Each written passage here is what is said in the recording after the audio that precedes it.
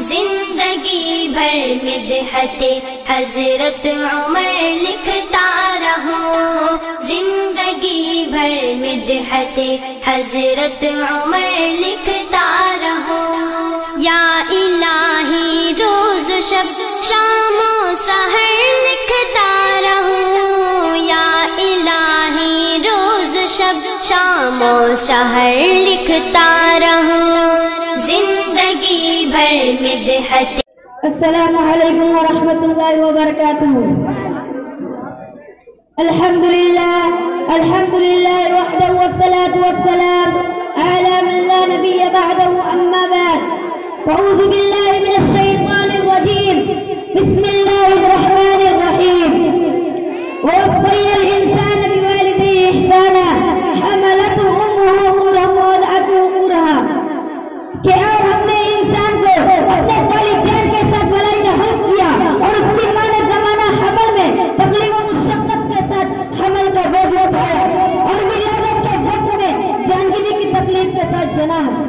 محترم سامعین اور میرے دینی بھائیوں اور دوستوں، قرآن مقدس میں اللہ رب العزت نے کئی جگہ اپنی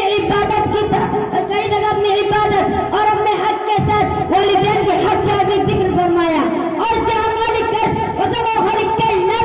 اپنی عبادت کی تاکید فرمائی ہے، وہ والدین کے ساتھ حسن سلوک اور رواداری کی بھی تاکید فرمائی ہے۔ کہیں فرمایا وَوَصَّيْنَا الْإِنسَانَ بِوَالِدَيْهِ إِحْسَانًا،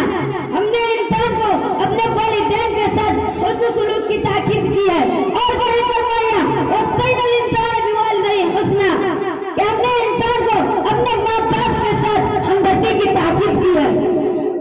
الغرض والدین کا ہم اولاد کے اوپر اللہ کے بعد دوسرے نمبر پہ ہے، اس لیے کہ اللہ تبارک و تعالی موجود حقیقی اور عالم اسباب میں والدین اپنے اولاد کے وجود کی سوچ ظاہر ہے، اس لیے اللہ تعالی نے جگہ جگہ ماں باپ کے ساتھ ہمدردی کی تاکید کی ہے کہ ہمیشہ اپنے والدین کے ساتھ اچھا سلوک کرتے رہو، ان کی تعظیم و محبت اور شکر گزاری کو اپنی قاعدت سمجھو۔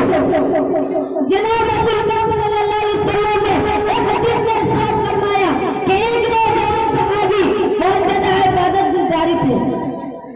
نماز، روزہ، صدقہ، خیرات اور بھلائی کے کاموں میں سب سے آگے رہتے تھے،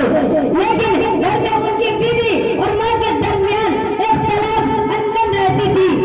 وہ بیوی کے بات میں آ کر ماں سے اوپر بیوی کے بات کو ترجیح دیتی تھی،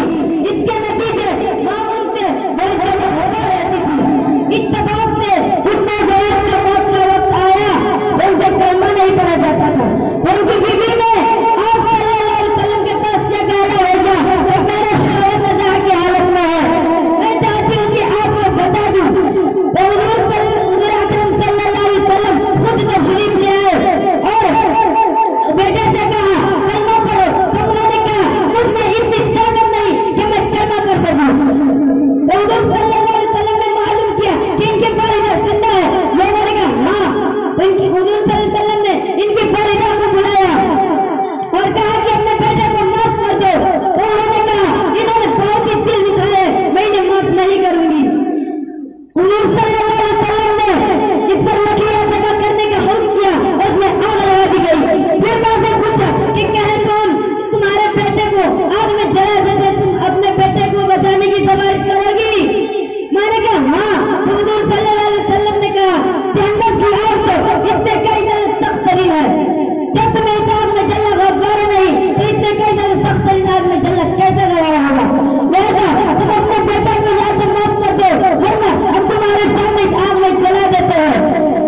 والدین نے بیٹے پر رحم کھا کر کہا کیا رسول اللہ آپ غوار ہے، میں نے اپنے بیٹے کو معاف کر دیا اور اس سے راضی ہوں گا۔ حضور صلی اللہ علیہ وسلم نے بیٹے سے کہا کلمہ پڑھو، تو انہوں نے کلمہ پڑھا، لا الہ الا اللہ محمد رسول اللہ۔ محترم سامعین، آپ نے دیکھا ماں باپ کی ناراضگی اولاد کے لیے کتنی خطرناک ہے کہ والدین اپنے زبان خطا کتنا عبادت گزار میں انسان کیا ہے، مگر ماں باپ کی ناراضگی سے کلمہ تک نصیب نہیں ہوتا۔ لیکن آج کل کے نوجوان جب اس کو جوانی آتی ہے اس نے ماں باپ کو کیا سلسلہ دیا، یہی بیٹے کے کہنے سے آگے بے عزتی کی اور ان کے گھر سے الگ کر دیا، ان پر جیون بند کر دیا، ان کا دل دکھانے کے لیے